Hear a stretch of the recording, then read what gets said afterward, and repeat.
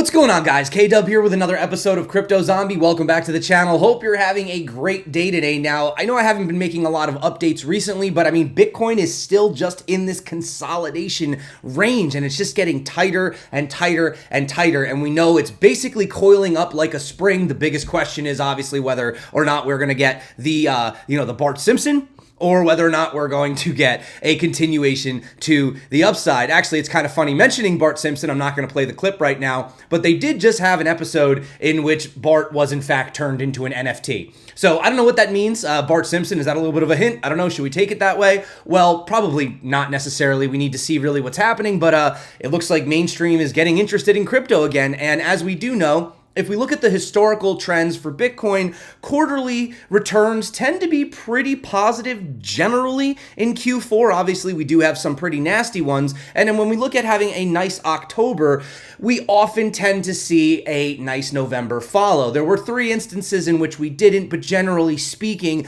even if we do have a slightly negative November, it doesn't really tend to affect the massive gains that we saw in October, right? Of course, we need to look into what's happening because you may have been noticing that there are a lot of altcoins that have been really popping off recently. I mean, you could see some of these gains up here, 90%, 78%, 53%. So is there a major shift happening right now? Is it time to get back into altcoins? I'm hearing that buzz sort of around the crypto space, right? So there's a lot of things that I want to talk about. The fact that we're also seeing some insane on-chain evidence, and we're seeing more proof of this institutional interest, right? Now, however, we need to talk about whether or not the rally is truly being driven by this real interest, or is it just the ETF hype, right? That's what everyone's worried about. They're worried that if the ETF gets approved, it's just going to end up being a buy the rumor, sell the news event. Well, what I want to talk about is what could actually be driving this, and well, it might be a little bit shocking. So make sure you guys stick around to the end of this video. I have a lot of very awesome clips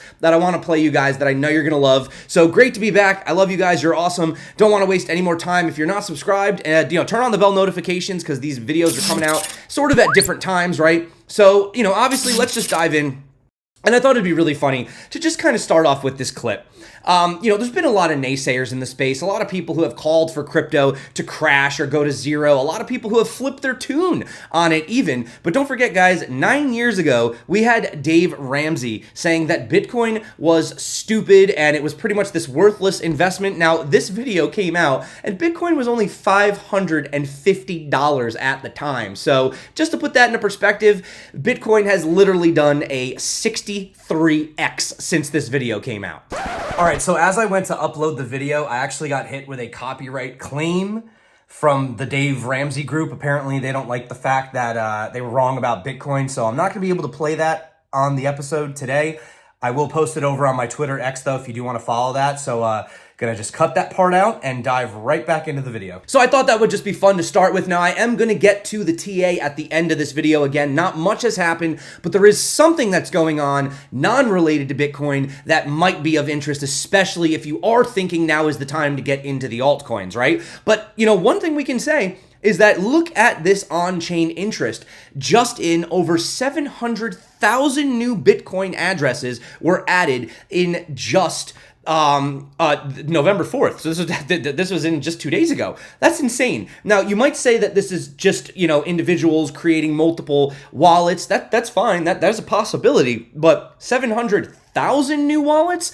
I'm not sure there's that many people that are generating new wallets, right? And one thing that we can look at, which is considered to be a vital indicator, is what are the miners doing? Because don't forget, the Bitcoin miners, I would say at this point, roughly, they do control about 10%. Roughly. So if we see massive miner sell-offs, we could see that capitulation and we could see that Bitcoin price could be affected. However, we did get the hash ribbon indicator, right? Which is related to the miners and does say that this could be a potential buy. Well, if we look at what's going on right here, the miners reserve illustrates how the nodes have halted their weekly long selling frenzy to actually start acquiring Bitcoin. In fact, there's been about 538 Bitcoin worth about $18.5 million just recently. Another thing just to point out is you can see down here, they say in further confirmation of the growing bullish momentum, Bitcoin market demand has exceeded market supply. This is what we were talking about with the supply crunch, okay? Remember, if everything just stayed where it was, the halving comes out, the hodlers are holding, there's 4 million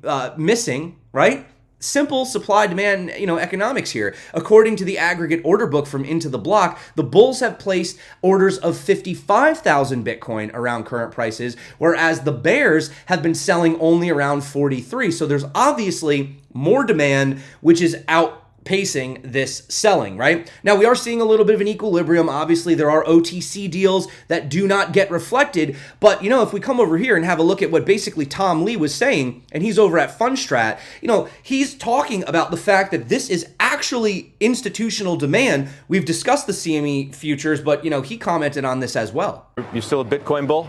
Yes. I want to end our conversation on that because I think it's the best performing asset class of the year. Yeah. Certainly one of them. It's up more than 100%. So what's your view of it here? And why has it been going up the way it has been recently? There's a couple things. One is it's been real buying. So there's real money institutional buying. We can see it in the CME volumes at all-time highs. And we know Asia has been buying again, and they've been absent. So this is true people wanting to get in. It's been a good sound money story, especially as we worry about Washington. ETF optimism, too? Is that where you're going to go also? Yeah, and the ETF, I think, is far bigger than people realize because, again, supply is going to be only 12 million a day after the halvening. ETF could be $100 million a day of demand.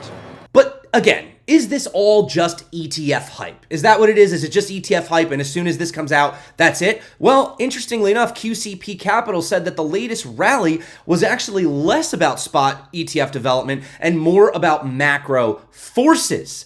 And this is the big picture. What people are realizing is they're waking up to the corruption and the inflation and just really how bad the traditional system is. They say this is because of smaller than expected Treasury Q1 supply estimated yesterday, and a dovish FOMC meeting sent bond yields tumbling and in turn risk assets soaring. Right? And, if we come over here and we just have you guys can see this chart right here. You can see the inflows. You can see it going up with your own eyes. So crypto exchange traded products have seen inflows totaling over 260 million last week alone, marking the 6th consecutive week of inflows and bringing 2023 year to date to around 767 million. Now, this is according to CoinShares, but here's the interesting thing.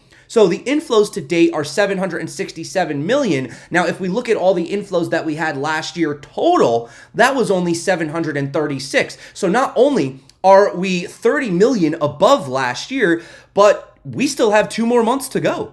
So this is definitely showing that 2023 is in fact shaping up to be the year of Bitcoin. And there is no denying that Bitcoin has been the best performing asset, right? What other asset is up 113%? Now, I know you're probably going to name a couple altcoins. Yeah, of course. But I'm talking about the blue chips, the ones that the big guys are interested in, right? These big players, they're not going to be going into shit coins on page number 4 or 5, right? They're just not going to do that. They don't feel comfortable doing that with their money. They're looking at things like, traditional stocks, bonds, equities, etc., treasuries, Bitcoin, and maybe dabbling in something like Ethereum or something like Solana. But again, talking about the trust in the traditional system, in the banks, JP Morgan Chase, Bank of America, Wells Fargo have suffered major outages as customers scramble to locate deposits. Customers at these banks say that the money that should have arrived in their accounts is not showing up. Why is this money not showing up? It's all digital digits, right? They're not, it's not like somebody's like packing up a suitcase of dollars or gold and walking it over to the bank. I don't really understand this. Again, this issue doesn't happen with Bitcoin. And yeah, you might say, oh, well, Bitcoin is slow. It takes 10 minutes. Whatever, guys. The point is, it's still faster than these banks, especially when they can't even get the funds and they don't even have the funds actually in the reserves, right? Try to take 10% or more out. Good luck doing that, right? Try taking $100,000 out. They're going to ask you a lot of questions. Good luck if you can even get your money, right? You can move millions of dollars in Bitcoin. No one's going to get in the way. And this brings me back to this very, very, again, I'm a little nostalgic. I'm having a little nostalgia moment today, as you could tell. But John McAfee, RIP, you might remember him. This interview was over on RT. Bitcoin was only at $50 when he made this interview. And it's just hilarious how all the things that he was saying back then, which seemed crazy and seemed outlandish, are now coming to fruition today. John, why do you think the word bubble cannot be applied to Bitcoin? Well, first and foremost, Bitcoin is not a fiat currency. It costs over $1,000 to create a Bitcoin today in electricity and computing costs. Second, the value of Bitcoin is linked to the number of users and the number of transactions. It is not a speculative investment, even though it is being used as such by many people. As the Bitcoin network grows, the value of Bitcoin grows. As people move into Bitcoin for payments and receipts, they stop using US dollars, euros, Chinese yuan, which in the long term devalues these currencies. So what you're seeing is more of a currency devaluation than a bubble in Bitcoin. As more people use it, it has more intrinsic value. And again, the cost of producing a Bitcoin increases with the value of the Bitcoin. So this is not something that we're pulling out of thin air. This is something that's created with massive amounts of electricity and computing power. Well, someone who disagrees with you on the term of bubble when it comes to Bitcoin is Mark Cuban. Back in June, he tweeted, "I think it's a bubble. I just don't know when or how much it corrects." When everyone is bragging about how easy they're making money, that equals a bubble. Now, when he tweeted that, Bitcoin dipped in price. So how can one person's random Twitter thread have that effect on the price? And what does it say about Bitcoin's stability? Well, it says nothing about Bitcoin stability. After it dropped $500, it's now at 44. So these temporary fluctuations are meaningless, created by speculators, people who do not understand the fundamental technology of the blockchain. Those who do know that in the long term, these fluctuations will make no difference. The more people who use Bitcoin, the more valuable it will become. This is the only metric we can use.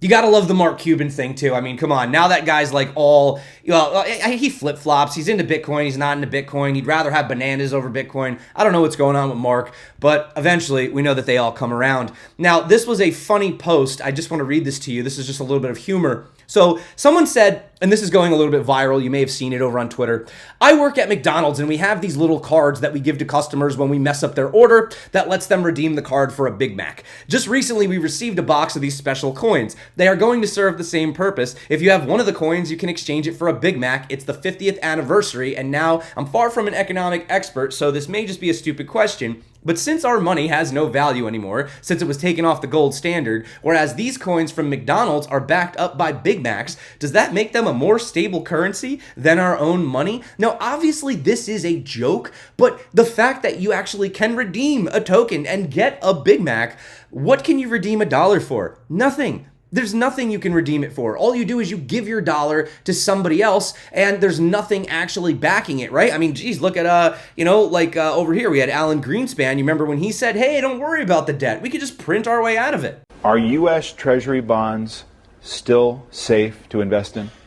Very much so. I think this is not an issue of credit rating. The United States can pay any debt it has because we can always print money to do that. So there is zero probability of default. You gotta love the look on this dude's face, right? He looks real confident. But hey, it's the truth, right? We just print ourselves out of all of our problems. And as you continue to print the money, as John McAfee said previously, you continue to devalue the money, and this is what the world is waking up to, right? In fact, you had Bill Miller, so he's over at Miller Values Partners, portfolio management, right? And now what you're starting to see is a lot of these guys, especially with the ETF when it does get approved, it's not a matter of, if, it's when, right?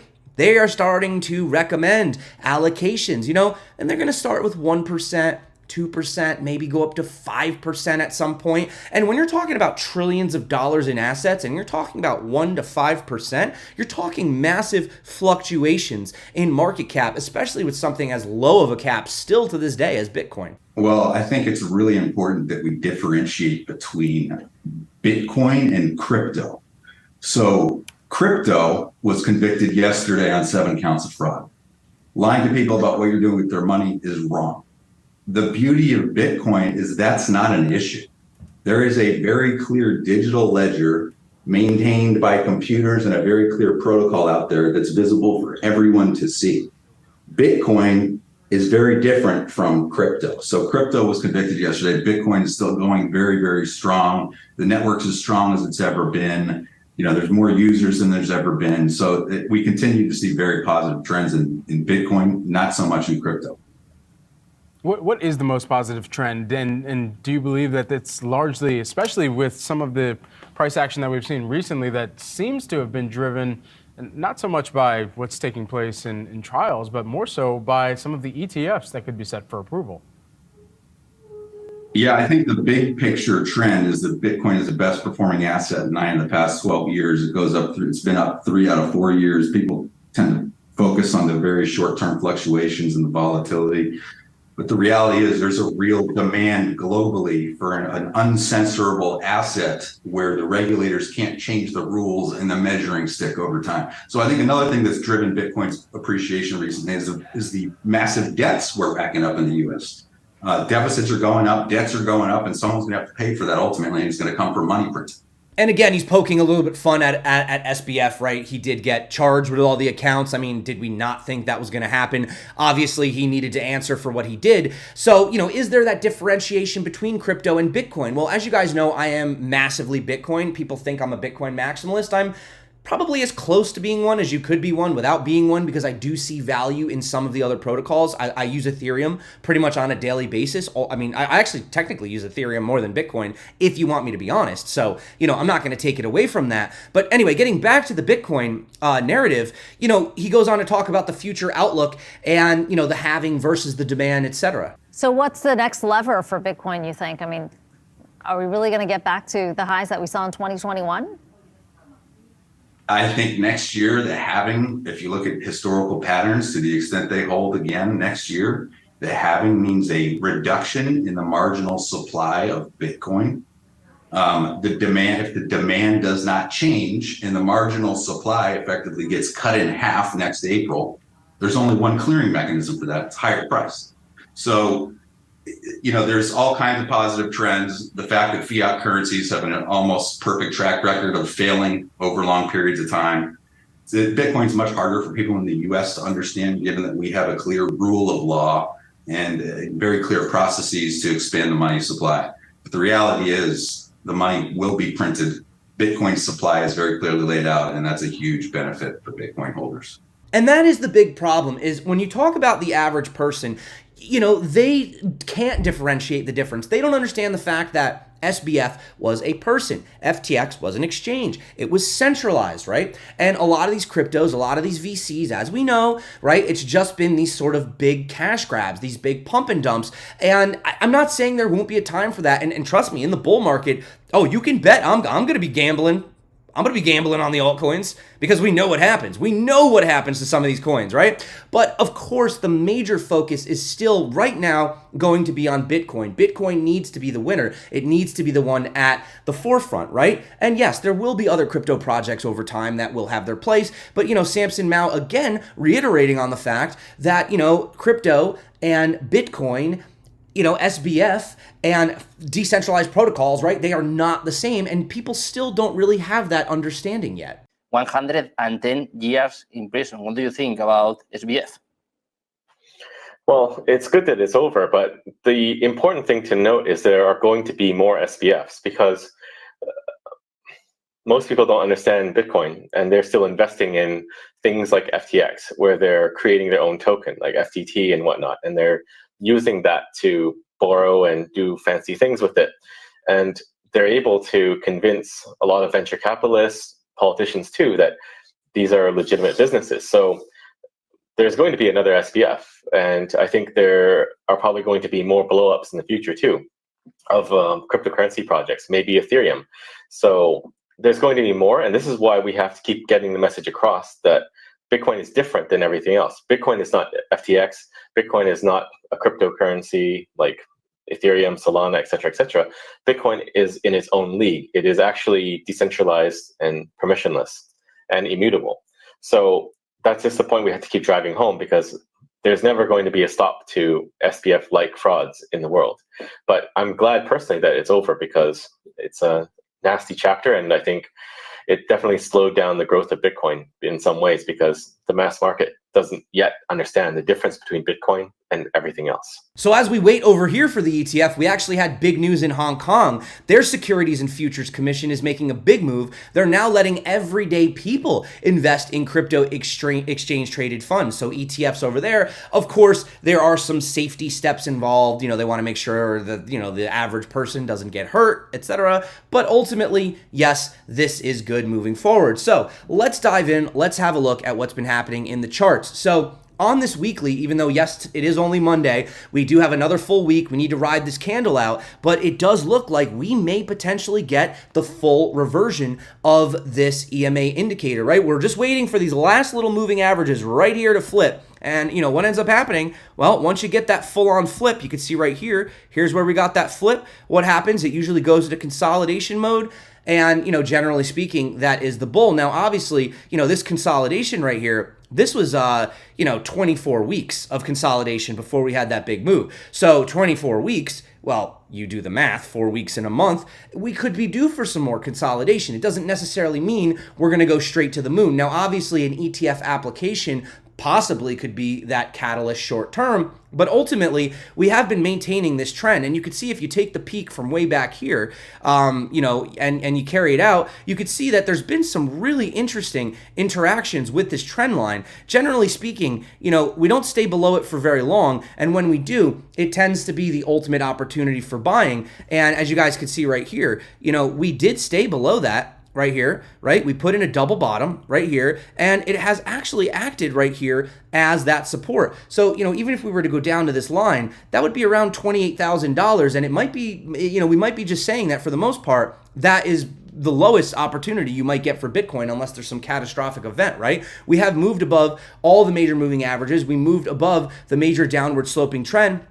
And we're even still hanging around, closing the CME futures gap. We also closed the one over the weekend, so you don't have to worry about that. And we're holding steady at around the $35,000 area. Now, obviously, the next area of interest is around 36, 37. And honestly, we could even get all the way up to 47. And, the thing I was trying to point out to everybody is, this blue zone, right? Anything below this area, anything below this support, right, has been a phenomenal buying opportunity. And anyone who's been buying Bitcoin, if you've been dollar cost averaging since May of 2022, you should theoretically be in profit as of today, right? So literally anything in this blue zone was an amazing opportunity for buying Bitcoin. So, zooming in right here, what are we seeing? Well, let me get rid of this blue box, by the way, just to kind of whatever. But as you guys can see right here, we are above the 200 weekly, and we are seeing resistance, right? So would it be possible to come down here and test the heart line, put up another higher high? Don't forget, we are going to have this 200 weekly moving to the upside. So, if history was to play out, if we really have truly broken the structure, which I think we have on multiple reasons, I've gone over why, then I would say that there is a possibility of a retest potentially between this $28,000 to $29,000 Bitcoin. But will we get it? I don't know. I mean, again, look at all this opportunity we had to buy below this area. A lot of opportunity for buying Bitcoin, right? And this is the major upward sloping trend, and we haven't even come close to testing it. So, ultimately, this to me is signaling that we are at the beginning and the beginning of the major bull run. But remember, the bull run does go sideways for a little bit, right? Often we do have that accumulation period, and it can happen over months. We don't have the halving until April, roughly. Sometime in April, I think they're estimating, right? And what we're seeing is the DXY is falling, again, showing the lack of interest in the dollar. In fact, this confirms that we are putting in a lower low, okay? We haven't confirmed necessarily. I guess you could say, yeah, I guess higher low, lower low. A bit of a megaphone pattern, which is kind of interesting. I'll come back to that in a bit. But remember, what I had said was this giant falling wedge, taking this from this area, this gives us a target of, I would say, $47,000 to $55,000. And, the main thing that was making us really believe was we had this downwards trend right here. And what did we do? We had a bump and run, right? And then our secondary trend, which if you took the original top and you draw a spider line and you connect it to here, you have your second point of contact, and we broke through that area, right? I guess you could say this wick attempted. You might be able to get away with saying that's a third point of contact, depending. This is a Binance chart, so maybe on Coinbase or something we touched it. But the amount of, look at this, guys. Look at all of that volume range right there. The likelihood of these bears getting their $20,000 Bitcoin, I don't see it, and we haven't seen it. And that's why we've been bullish since the bottom. And the market cipher has showed us that we are in fact on the daily coming into this green, and we've seen multiple buy opportunities. And right here, we're also having that flow, and we've also money flow, I'm sorry. And if you look at this, look at that. Look at that anchor wave, trigger wave, trigger wave. I mean, it's just showing that the momentum is moving to the upside, right? Now, could we expect a potential pullback? It's possible, right? But the one thing I wanted to talk about was, are we really going into this altcoin season? Because as Bitcoin's been going sideways, we have seen some of the altcoins doing well. So is it time to start buying? Well, I mean, really based on the Bitcoin dominance, this very small pullback from 54 down to 52 is not giving me, 100% confidence. But what we have seen is that there was this sort of accumulation range down here on Crypto 3, which is all of the altcoins minus Bitcoin and Ethereum. So this is heavily altcoin focused. And yes, we have had a confirmed breakout. You can see right here, here's the trend, 3 points of contact. Right this, we wrote it, and now we're moving to the upside. So, what I've always said to people, and, they've always said with the altcoins, well, why don't you just keep accumulating? Well, because, this represents the overall cap, but the majority of them lost 90 to 99%. So yeah, your dollar cost averaging all the way down, so your dollar cost averaging all the way down here, but we're only up to this point. What you really want to see, and I could probably even bring this range up a little bit, because you can kind of see like we're almost at the top of that area right there. So until we really break out of this area right here, I would not necessarily say it's time to dive into the altcoins unless you're happy and you're comfortable holding them. Most of the previous ones will not go back to their all-time highs. Some of the blue chips will. Maybe Solana will, Cardano possibly, who knows? XRP possibly, who knows? But again, I don't care about timing the bottom on altcoins. For me, once you're in that bull, you just ride it, right? So for me, I don't care if I miss the first 20, 30, even 100% in an altcoin. It doesn't really matter to me. I just want to get that middle chunk. Once we have that confirmed move, then I am happy to start allocating into it. Like I said, for me, I don't marry the altcoins. You guys know that. Altcoins exist, I'm sorry, but for me to get more Bitcoin. That's always been my reason for trading the altcoins. One of the main altcoins that you can look at is Ethereum, and the Ethereum Bitcoin all-time high, well, I mean, this candle went up to 0.1, but 0.12, roughly about 0.1 was the all-time high. Now, currently, we're sitting at about 0.05. So, Ethereum isn't even back. Ethereum would have to pretty much double in price, and Bitcoin would have to stay where it is for it to reach its previous Bitcoin all-time high. So even though on paper, in dollar amount, it may look like a really great thing, Ethereum, but really to the Bitcoin comparative, it would have to get up to 0.1 Bitcoin, right? Which 0.1 Bitcoin, I mean, you could do the math. Bitcoin's at 34. So you need a $3,400 Ethereum or whatever that is, right? But the one thing we are noticing is there is this consolidation. Now, if you really want to ask me, this looks a little bit more like a descending triangle, which technically breaks to the downside. But again, I don't know. We have a few, this is really going out until July, August of next year. So should you be buying? Personally, I'm not really, it's a 50-50. I can't give financial advice and say it's time to get into the altcoins. The rallies that we're seeing, are we seeing them because Bitcoin has stalled and then people got excited and then they got bored and they started rolling money into the lower caps? Is this full on alt season? Based on my experience, based on the cycles that I've seen, no. But, somebody may argue with me in the comments and say, hey, well, this coin pumped 200%. Okay, maybe. But again, comparative to Bitcoin, we're not up to those levels yet. So that's kind of the thing. Keep our eyes on it. There may be that moment, but again, I think the majority of people right now, the institutions, the ETF applications, a lot of them are looking at Bitcoin. I think Bitcoin is the thing to be focused on right now, okay? Once the halving happens, maybe we get that massive blow off, who knows? Majority of the time, the altcoins see their biggest gains, all right, after Bitcoin has the pullback off a major move. So we're just kind of hanging out right now going sideways. So take it with a grain of salt, guys. I'm not saying buy altcoins. Could it be a good time to start DCAing into some altcoins?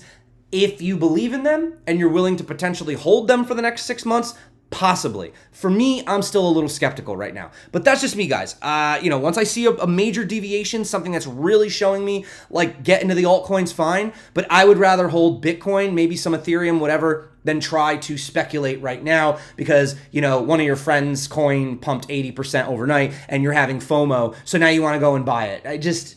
It never ends well, and a lot of times our emotions get involved, and sometimes we can, end up making tough decisions. But again, guys, I make these videos. I don't give signals. I don't have any paid courses. I just want you to, basically figure it out for yourself. However, speaking of signals, there has been something that I have been working on in the background. I've been very quiet about this, and I'm a little skeptical about doing this because I really don't like paid services. It's not my thing. I don't think that someone should pay me for my information. My information is free, and I love to share it with you. However, if you guys follow Crown Crypto, I'm very good friends with him. He taught me a lot. He's a professional trader. He used to work at New York Stock Exchange, ARCA. He's developed a lot of his own indicators, and we've actually been putting together some tests in the background, and we've been running them, seeing how they work on higher time frames, mid time frames, and lower time frames. You're gonna laugh. This has been going on for 2 years. 2 years in development. We've been back testing it. Now, on the lower time frames, the success rate is around 70%. Okay? That means 30% of the time, the signals maybe aren't the best. We do give stop losses and stuff. Now, on the higher time frames, we have upwards of 90%, right? So we're still back testing this, but it is something that I'm really looking to unveil. And again, I am skeptical about offering paid services and products because sometimes it comes across as grimy or like, why do you need to sell an indicator? Why don't you just use it for yourself? The reality is, guys, is we've been working on this for 2 years, and it's something that I'm pretty excited to share with you. There will be opportunities. It is a paid service. You don't have to buy it. I mean, you can just watch my channel. I pretty much tell you what we're seeing anyway, but I will just let you know there's been a lot of hard work. There's been a lot of development, a lot of money that we've poured into this, and it's honestly really been kicking ass lately. Some of the calls that these indicators have been flashing have been really, really awesome. I've been trading very small amounts. In fact, I was thinking about putting together a video so you guys could see that I'm not playing with you guys and showing you some of these trades beforehand. I'll show you the indicator, I'll show you, the trade, and I'll be transparent, and we'll see how we'll take $1,000 or something and we'll see how far we could grow it. Okay. But that's something that's coming out in a little bit. Again, I don't ever expect any money from anybody. It's just something we've been working on, and I'm pretty proud of it. It's a really interesting thing. And if you are, if it's something you're interested in, again, it's not 100% success rate. I'm just going to be transparent. But, higher time frames are upwards of 90% and the lowers are around 70. So, I mean, if you're consistent and you're disciplined, it has been profitable. So, but I'll let you know more about that when it comes out. No big deal. And again, I never expect anyone to give me money. I'm not even really doing it for the money. It's just that we've put a lot of money into it. So, we kind of would like to pay the developers that have, worked on this and stuff. But again, I'll let you guys know when that comes out.